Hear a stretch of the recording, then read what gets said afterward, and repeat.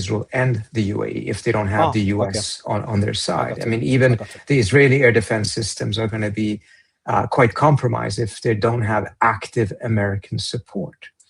And Trump is going to be in a position in which clearly he wanted to get out of this war. He had realized that this war was a massive mistake. If we're to believe the New York Times account, and a lot of it I can say that is very compatible with what I've been hearing throughout this period, Trump, and I've said it on this show several times, Trump was sold a false perception and idea of what this war would be like by the Israelis, telling him that this would be extremely easy, it would be very quick, and as a result, this would lead to a glorious quick victory for Trump, which clearly was not the case. I think he has now realized that that was all false. He's managed to get himself out of this war. Why would he go back in? What is it militarily that has changed that would make one believe that a second bite at the apple would actually work? At the end of the day, the Iran still have the ability to hold the global economy hostage. And it will continue to do so as long as the geography is what it is. Yeah. So I just have a very hard time seeing that Trump would make such a decision to go back in.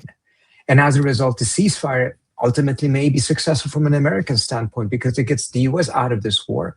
But the rest of the region will still deal with a war that at least initially will be Israel and the UAE. And whether they can sustain that war or not remains to be seen. That's some crazy stuff you're saying. I agree with it. It's actually, everything makes sense. But like the UAE with an alliance with Israel against Iran, like that's how, if the US could not beat Iran, how does Israel believe it could do it with the UAE or other Gulf countries? It's a fantastic question. But the first part of it, I think we shouldn't be so surprised at. Look, at the end of the day, the Abraham Accord was an anti-Iran alliance that was being built. It had in many ways already existed behind the scenes, in which there was a convergence between some of the Arab states and Israel against what they saw as a common threat. This now made it public, but it also took it to a completely different level in terms of the military collaboration between the two sides. I always found it to be astonishingly foolish by the UAE.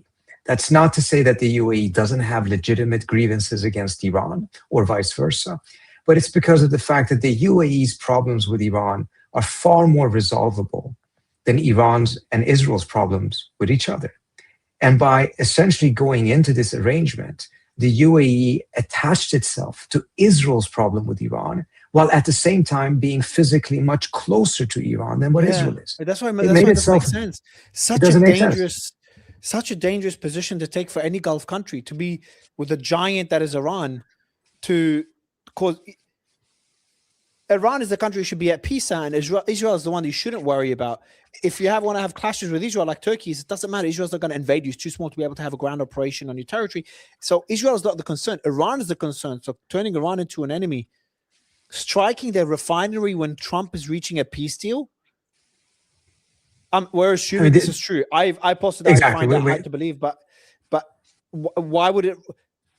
But keep in mind the messaging coming out. Iran has lied before. Yeah, of course, absolutely. Go back to some of the first days of the war. Ali Larijani said that the Iranians had killed 500 Americans. There was no evidence for that whatsoever. They had injured a very large number. Perhaps they thought that they had been killed. The US is striking Iran. Where is this coming from now? Just came in now from one of the Telegram groups, waiting for it. Another one of my two Telegram groups sent it. Well, I mean, if that ends up being the case, that the US is at it, it is attacking again when, there's not going to be any peace talks or any talks in Islamabad. And this would clearly then just cause this attempt at a ceasefire to collapse, less than 12 hours after it has been struck. And then we'll be back in a much worse situation. Then I think you will see significant escalation on all fronts and significantly higher oil prices in a completely different scenario on the oil markets that will be devastating for everyone, and it will be very damaging to the United States as well, if that is the case. But again, we have to really be very careful. I'm waiting for confirmation, but I don't know how to make sense of it if it is the US. It made a lot of logical sense for Trump to walk away. It makes no sense The other option just doesn't make sense, Trita. Why would Trump strike it? Again, if the American side believes that the Iranians have violated the ceasefire because they retaliated against these attacks that were undertaken either by Israel or by Israel and the Emirates, then again, the U.S. isn't choosing to go back into this war, because at least what we know at this point, or at least the information that's coming out, is not suggesting that the Iranians started the latest round of attacks. And if they're responding to it and the U.S. nevertheless decides to go back into the war, then I think we have a very, very odd situation. I have to say, I would be very surprised. But then again, we have to keep one thing in mind. A lot of our conversations are based on the idea that folks will make a rational decision. If rational decision-making was actually driving this, we would not be in this war in the first place. It's fairly clear now that Trump's announcement of a ceasefire and peace negotiations was a farce. That's just an opinion piece. An attempt to drive down global energy costs and reassure global markets. The US and Israel clearly have no intentions of making peace with Iran. Sorry, who wrote that? So Iran is claiming it's the US. Yeah. So, okay, this is very important piece of information in that case. There are elements in Iran who are against the ceasefire, just as they were against the ceasefire in June.